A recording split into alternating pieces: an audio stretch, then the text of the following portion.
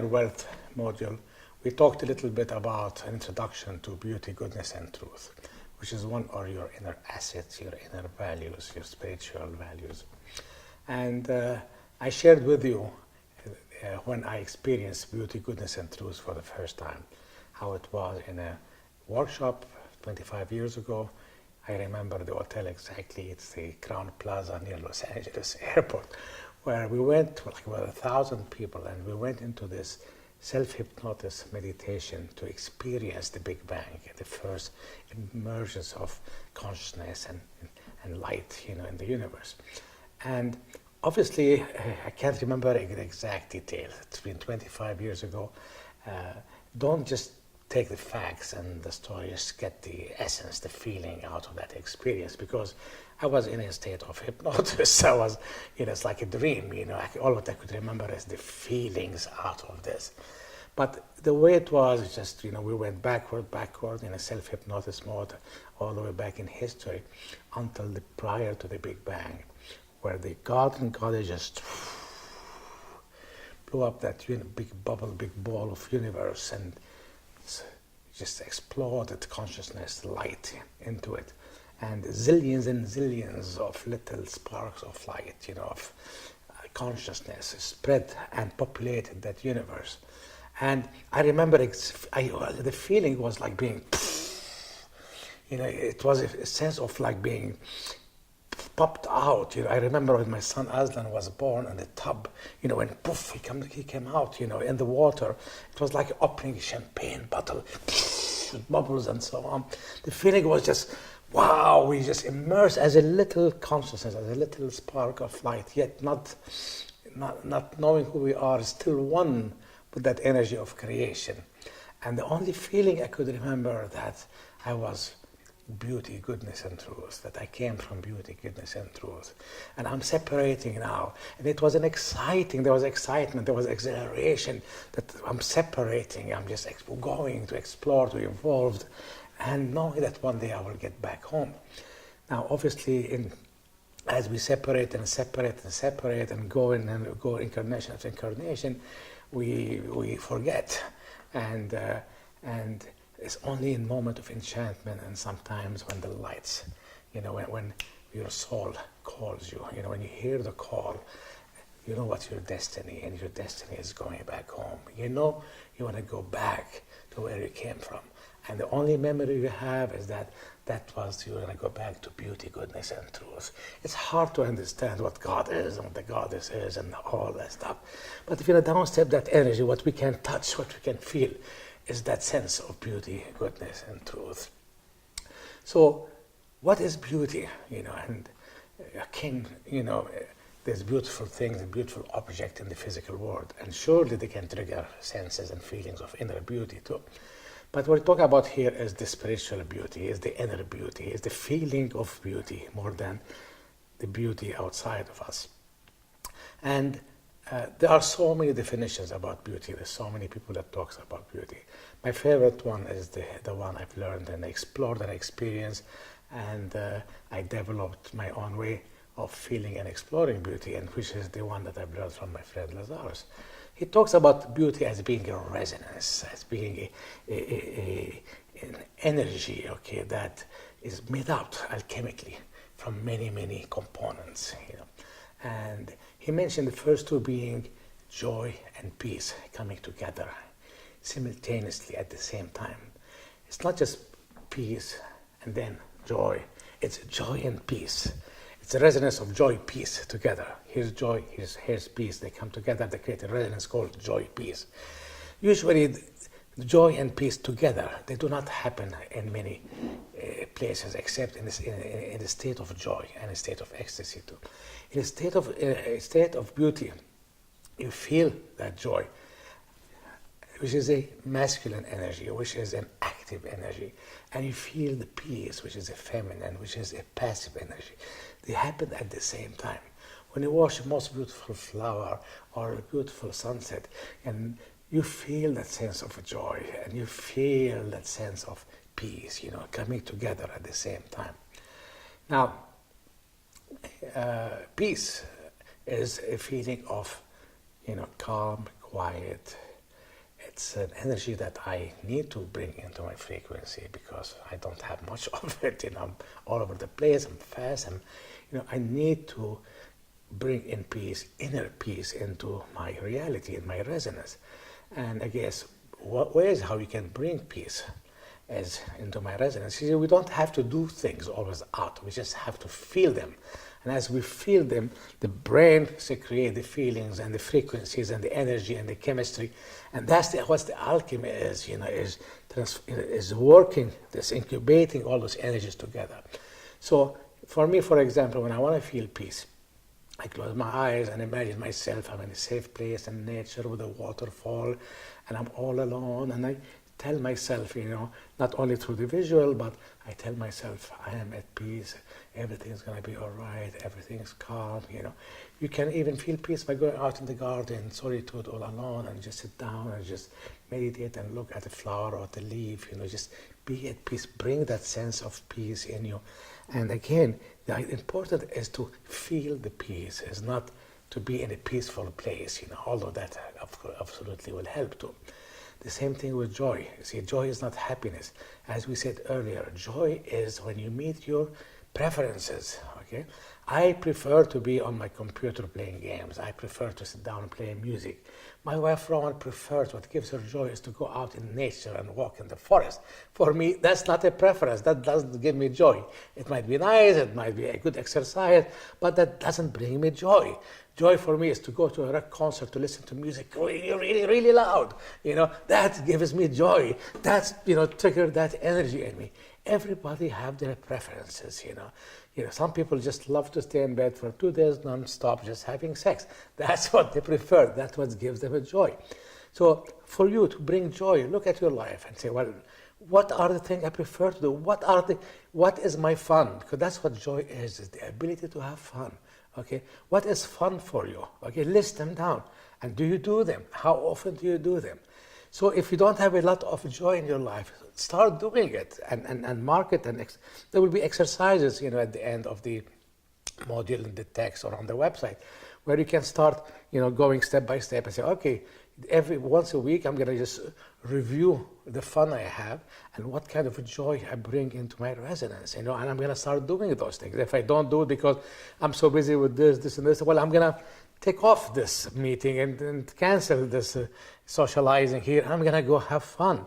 It's important to bring that joy into your resonance. So when you bring joy and peace together, okay, they mix together, okay, so you start resonating with beauty. Other two frequencies and energies is the sense of exhilaration and serenity. Now we know what serenity is stillness. Again, this is a frequency I need to bring into my resonance, like inner peace or peace, so I can become more beautiful, And so stillness is a sense of deep peace. It's a sense of calm. It's a calm that brings out the relaxation of body, mind, spirit, emotions, energy. That stillness is just non-movement. It's just a stillness. Okay, you hear sometimes the stillness in the desert or on the beach, and so on. That's the feeling of stillness, of quiet. It's different than peace, but it is close enough. Exhilaration is about excitement, it's about happiness, it's about euphoria, it's about being exalted, It's that energy. And again, what does excite you in life? Okay, write them down, okay? And do those things or feel them. Sometimes you don't have to do them. Just close your eyes and imagine them. Imagine yourself having the joy. See, what's important is to release the chemicals from the brain. It's important just to feel them, okay? And if you feel, the joy, if you feel the peace, you start resonating with this, you start feeling the beauty within you. Actually, people would be walking by, you would say, what have you done today? Did you have a haircut? You're looking really handsome today. You look really beautiful today. Little they knew that you were secreting, you're doing chemistry, you're doing the alchemy, of beauty. Peace and joy at the same time. exhilaration, that's excitement and happiness, that excitement is so essential. I'm a very excitable person, very excited person. I remember when I was a teenager, beside the other song of Phil Collins, I Don't Care Anymore, when I learned I need to care, there was a sense like that song by I think the Supremes, of, I'm so excited, I cannot hide it. I used to jump and run and say, I'm so excited. And I would feel the excitement in my body. I would feel that exhilaration in my body. Exhilaration plus serenity plus stillness come together, okay, with beauty and peace coming together. And then you have the sense of majesty and wonder. I wonder, it's two kinds of wonder. There's the wondering of, what is it? It's curiosity. I wonder what it is. It's a primal curiosity. It's what the magical child inside us. It's the little child before 2-3 years old. They are extremely curious, but a different kind of curiosity that creates wonder, And, the first songs we learn, Twinkle, twinkle, little star, I wonder who you are. And maybe the child is wondering about what the universe is or where God is and so on. Maybe they're wondering who they are themselves in being a star just coming from up there. Little wonder is wondering about the magic, wondering about life, is wondering about the thing. And sometimes that feeling of awe. I remember my son Aslan with his age of curiosity, intense curiosity, everything. What's this? What's this? What's this, mommy? What's this, mommy? And every time he explained to them, he would say, wow, wow, wow. He's just in state of awe and wonder, So we have a big crystal at home, and every time somebody comes to the house and look at this big crystal ball, the first feeling is, wow, they are in a state of awe. It's almost like a shock. It's like, wow, Wonder is the womb from which beauty is conceived. That's where beauty is conceived, You need wonder before, as an incubator for beauty to actually start forming and being created. We need to bring wonder in our life, to be wowed by the little things in life, simple little things, like a child, very curious. But it is a primal curiosity. It's a magical curiosity. It's not about trying to find out what you do and curious about your behavior and curious about this and that. It's more about the magic of life, the magic of things, of reality.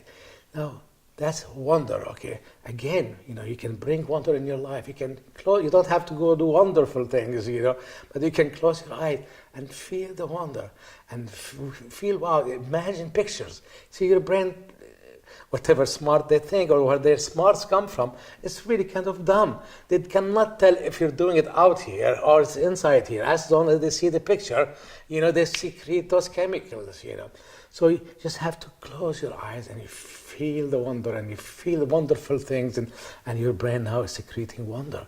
And that wonder has to come with majesty. Majesty is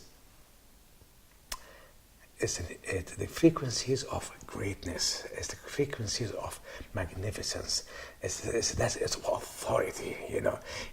The kings, are the majesty, and in all history, the king represented the power of God. They were appointed by gods and the gods, initially, until they were taken over by church. Waiting for the moment you will decide to take over that responsibility and feel your majesty and feel the authority and author your own life, not depending on what they tell you in the scripture and so on. That is majesty, You can close your eyes and feel that power of authority, that power given to you by God. Even imagery like sitting on a throne, feeling like a king, and feel how it feels to be a king. Any pictures, any imagination, the important is to feel that energy. Okay, it's not about becoming a royalty. It's about feeling the greatness in you, feeling the gratitude. Great people are grateful. Grateful people have greatness in them. So feel the gratitude, feel the greatness, feel the significance, the magnificence of who you are. Feel the power. Feel the authority that you have, to create everything, to be a partner with the divine and so on. And then you've got that enchantment and inspiration. And where in majesty you have the touch and the finger of God into that energy, enchantment have the touch of your soul. It's enchantment. It's the chant. It's the chant. It's the song. It's the calling of your soul, calling you home. It has a touch of spirituality. When you're enchanted by something, it's not about wow, wonderful and so on, but there's a spiritual texture to it. There's a call that calls you back home to beauty, goodness, and truth. That's what enchantment is, and you can create enchantment in your life. You can and do things that when you do that, when you go to those places or imagery, you feel like you've been called. There's a spiritual texture to it. And then inspiration is where you've got the figure of spirit. Inspiration. When you're inspired, it's when you are spirited, by revelations, by ideas, by energy, so feel inspired. What does inspire you? Write down the thing that inspire you. Close your eyes and remember a moment where you were inspired by somebody speaking, or by your father, or by a teacher, or by a book you've read, or a movie you've seen. Well, feel that energy and feel that inspiration. All together, the chemistry of all those together create an alchemy. And the merchant priest of old Egypt, the emotional alchemist, he knew how not always creating the beautiful and sitting and living in beauty, but becoming the beautiful. They bring those qualities into their lives. They don't always have to do it. By feeling them, they start resonating with peace, with stillness, with exhilaration, thus attracting those energies, those realities to them. That is beauty, and that is, goddesses are not beautiful, they are beauty. Goddesses are not good, they are goodness. And that, again, you will read them, all the qualities here, on the slide, and you can have it at the end of the module, where there will be an exercise where you practice this, where you go in meditation, and having an image and a picture of each one of those, knowing ahead of time, because you don't, what you want to look at, what you want to bring, create, so that you won't be like in meditation having to, I want to bring now wonder, or I want to bring enchantment, I need to remember an image. Be prepared, say, okay, what enchant me? I want to have this image or that experience from the past. Here are the 8 frequencies, here are the 8 things.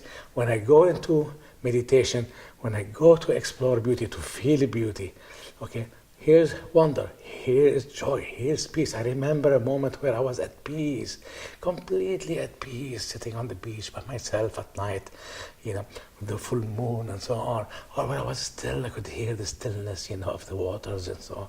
Where, I feel the joy. I remember times where I was having fun, and feel that feeling. So put all those things together. It's an exercise, it's a technique. You work it out and you feel more and more beautiful. People will find you more beautiful. People will start resonating with your energy. Beauty is a transcending energy. You pull people out of their misery and their suffering and their pain, through beauty. You let them transcend their issues. You transcend your own issues and so on. If you want to deal with an issue of anger with your mother, your father, your teacher, your partner, and so on, before you start processing this thing and how you're going to do about it, put yourself in the feeling, in the resonance of beauty, and then start, thinking about your fears and your angers and your jealousies and whatever there is, and you will see how quickly they will disappear. You don't have to transform them, you don't have to transmute them, you don't have to process them, they just go on. Same thing with goodness. Again, there's 12 frequencies here, and you can see them on board at the end of the module. Now, in goodness, again, if you explore goodness, and you Google for goodness, and and there you find so many interpretations. There are some interpretation that comes from a spiritual or from religious background. How God is good, and actually spelled the same way with an extra O to emphasize the origin of where we come from. But that is goodness. But what I came up with, the best definition is I find it equal almost to the quality of chivalry. I've Googled chivalry, goodness, many times, and there's so many, again, different people who have talked about goodness or chivalry, especially during the Middle Ages or the age of chivalry. And some of them have 7 qualities, some of them have 9 qualities. My preference was, again, the one that Lazarus described with when they talk about the map, an enlightenment map that Arthur and Merlin created together, the map of chivalry, of goodness. As we said earlier in the other module, Merlin dreamt and wished for a good king for England. England was suffering, and he wanted a good king. There was not enough goodness in the kingdom. There was a lot of violence, there was a lot of pain, there was a lot of suffering. And he wanted to create a map for people, okay, to become good people, to become chivalrous. And he trained, Arthur in the art of chivalry. And the whole idea of the round table and the knights of the round table, I mean, there are many explanations. Obviously, with all the movies we've seen, they made it more dramatic. It changed a lot. It suddenly Lancelot is betraying Arthur, and Guinevere betraying her husband, and just to make a drama and story. But the 12 knights represented each one equality, equality. And in astrology, the same thing. They say 12 symbols, and each one have certain qualities. And when those qualities come together in a human being, okay, again, that is enlightenment. That is the way to goodness. That's the way you resonate with God, the goddess. And those 12 frequencies, and we can see them here. We'll talk about a few of them because it will take a long, long time to go through all of them. But again, this is something you can practice. This is something you can do over time. And the technique and the exercises that we have for you will show you an example of how we do it. And you can come up with your own example, your own technique, and so on. Again, goodness is comprised from many frequencies. It's a resonance. It's an alchemy of many qualities coming together. One of them is nobility, to be noble. One of them is about generosity, exalted generosity. It's about being generous without expecting anything in return. It's not only to be generous with others, but to be generous with yourself too. That's where it starts. It's about honoring. Okay, it's about honoring, as we say, it's about respect. It's about respecting others, about respecting yourself, respecting other people's thoughts and feelings and emotions and their beliefs and their spirituality. It's about honoring, to be an honorable person. It's a quality of being a good person. Another quality is the quality of honesty, and saying the truth. And yes, you can tell the truth to others and be honest with them. But truth and honesty start within too. You need to tell yourself the truth. You have to be honest with yourself first. Most of us are not honest with who we are. See, that's where our negative ego love to interfere. This is their playground. Is to completely try to take away your experience of what's honest about, what's true about you. They want to tell you that you are the best in the world, and if you don't buy this, you are the worst people in the world. They play you up and down. They don't want you to find the truth. They don't want you to be honest with yourself, because if you're honest with yourself, okay, you're gonna have a much higher frequency and resonance. You're gonna attract honest people. You will not be feeling guilty and shame and all those what would turn out to become negative emotions. You want to have that sense of honesty and truth. You want to have courtesy. Again, courtesy. I remember a story I was sharing with Rowan and Emmanuel earlier on. I read recently a story in the news in Holland. There was a little village, a little town, an hour and a half south of Amsterdam, and you can check it out on Google. And that village, see, Holland is known to be a very eco-green, progressive country, And when people ride bicycle a lot, they don't pollute, they take care of the environment. But in that little town, it's have the highest pollution in Europe. They have the highest traffic jams in Europe. They have the highest rate of accident everywhere in Europe, not only in Holland. And every election time, the mayor or the politicians start competing. We're going to fix this problem. We're going to fix the traffic problem. We're going to fix the pollution problem. But they all fail. They all fail because what they end up doing is adding more rules and more regulations and more punishment and more penalties. And that's not how we respond to things. So this is a new young mayor, who won the election. Not because anybody knew how great he was or he had a map or ways to solve them, but because they wanted to get rid of the other one who failed drastically. And here's just a new young mayor and sit down in his office with all the bureaucrats, the civil servants. And they said, okay, what shall we do now? And he said, okay, well, let's solve the traffic problem and the pollution problem. And they all said, oh, here's one more. Let's see what this guy's going to say, what he's going to do. They told him, okay, what are you going to do? Maestro. And then the young mayor said, okay, we're going to cancel all traffic lights. No more policemen in the street. No more tickets. No more this and that. And they were just, like, what? You must be crazy. What are you going to use? How about courtesy? And they all looked at him like he was completely nuts. And they put signs. And they did what he'd asked for. And they put signs, be courteous. And they empowered people to become courteous themselves. So they don't need big brother and government to control them and manipulate and teach them what to do. Everybody had to be courteous. Suddenly everybody, you go first, no, you go first. And everybody became courteous. And you will not believe this. And this, you can Google it, and you can Google it. In 6 months' time, traffic jam were cut by 40%. Accidents were cut by 50%. The sky turned out to become, less polluted, and now blue spots that you can see here and there. And so many kids and young people started riding a bicycle, like everybody else in Holland. Courtesy it's a quality of goodness. To be a good person is to be a courteous person. It's to be a generous person. It's to be a noble, to have lofty ideas. It's to be, gallant. It's to be truthful, honest. It's to be courageous. And courage, again, is not bravado. The knight was not courageous. Knight was not the one knight who goes out and, jump from on his horse and from a building or whatever. Courage is to be able to the ability and the willingness to correct an injustice. It comes up from the anger about something not happening right, and I want to change it. And it's not about perfection. On one side, it's not about bravado, and on the other side, it's not about when I got all the answers, when I know all how to do it, then I'll do it. There's nothing courageous about that, because courage by nature have the element of risk. So a courageous person is the one who's willing to go out and correct an injustice, who's going out to act on something for a higher goal or for a higher purpose, and without having all the answers yet. They will go there willing to be wrong in pursuit of what's right.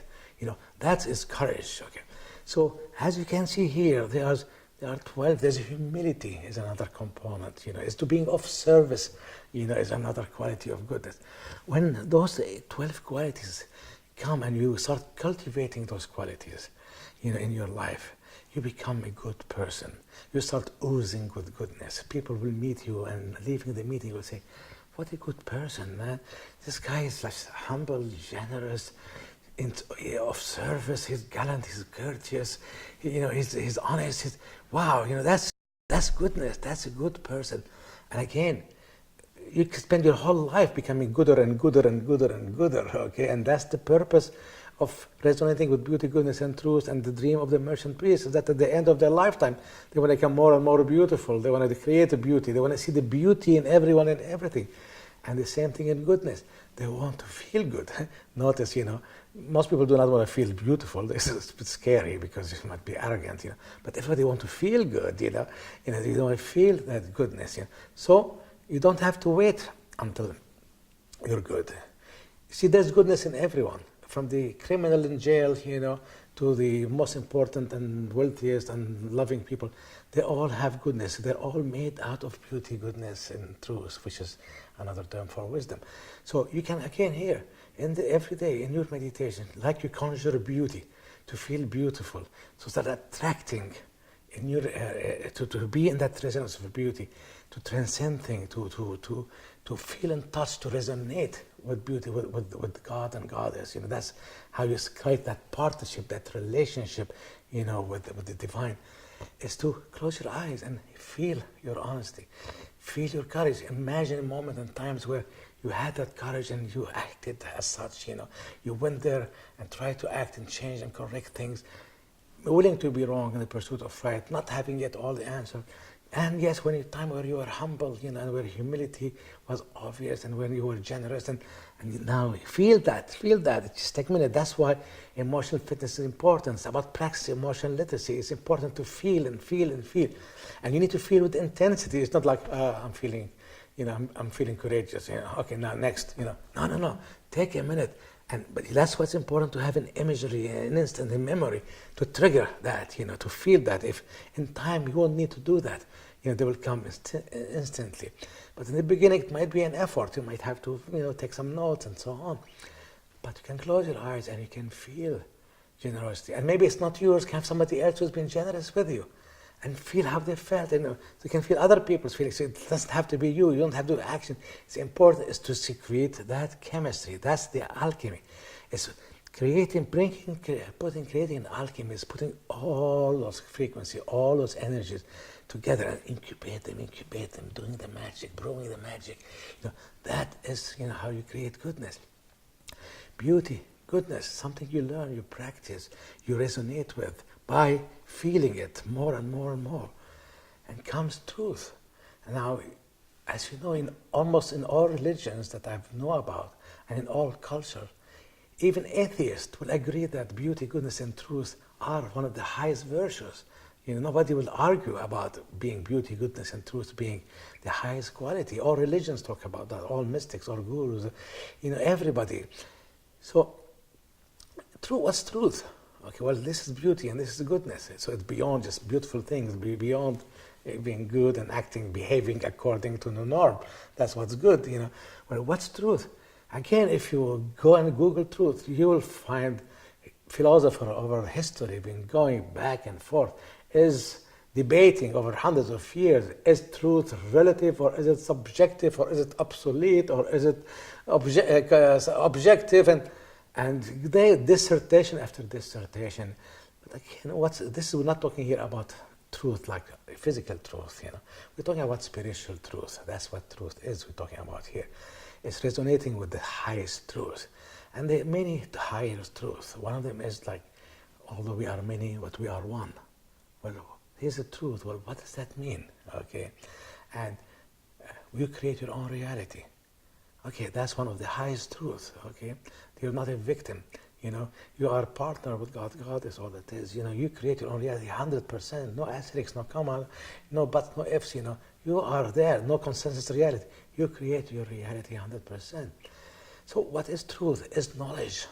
Is knowledge about how things work, how the laws of the universe, how reality functions, okay? Now, let's talk about knowledge a little bit. If truth is about knowledge, and accumulating and learning more and more and acquiring knowledge. Well, we need to understand that this is knowledge. This is not just awareness. See, there's two steps before reaching knowingness. The first one is awareness. I create my own reality. I'm now aware of this concept. I'm aware of this idea. But then after awareness comes the understanding of that awareness.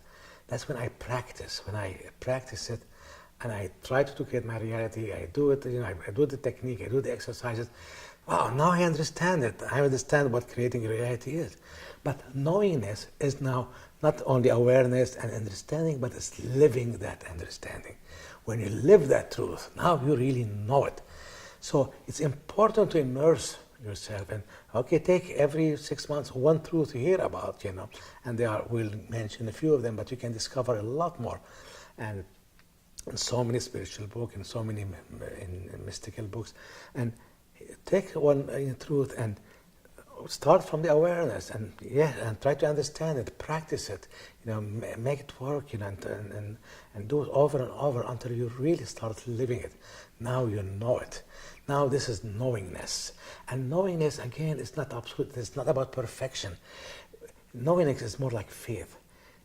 Faith actually is knowingness with uncertainty.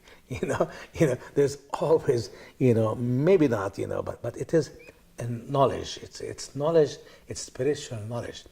But knowledge without the benefit of emotions that are sourced in love and empathy, they become science.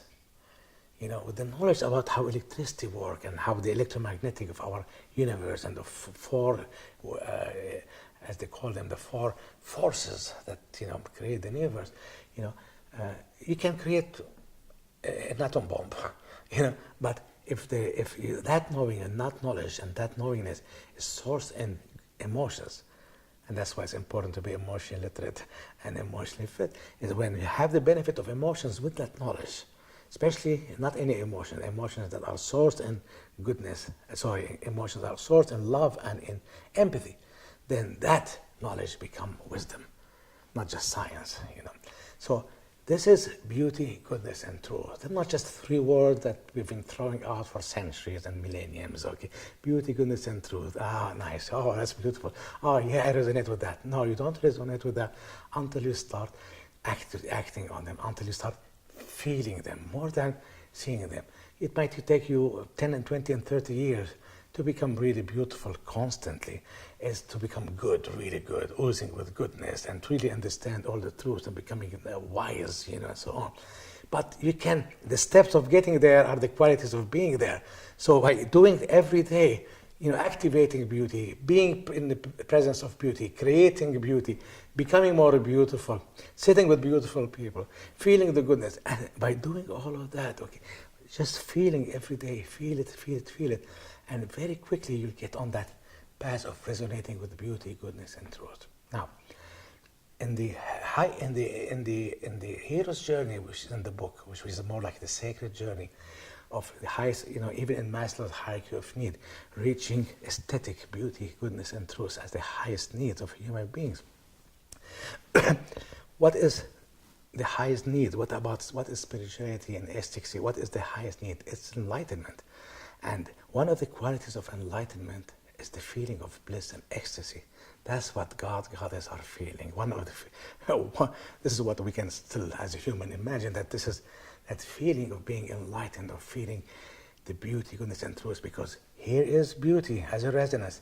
Here is goodness as a resonance. They're made out of many frequency. Beauty is not just peace, peace and serenity and exhilaration and inspiration and wonder, but it's more than the sum of their component, So you get that resonance of beauty with much more than the frequency of its constituent. And here's goodness. Again, it's a resonance much more powerful than the component of his 12 constituent. And here's wisdom. Okay, beauty, resonance. Goodness, resonance. Wisdom, resonance. When you put them all together, another new resonance is created, another alchemical reaction is created, which is ecstasy.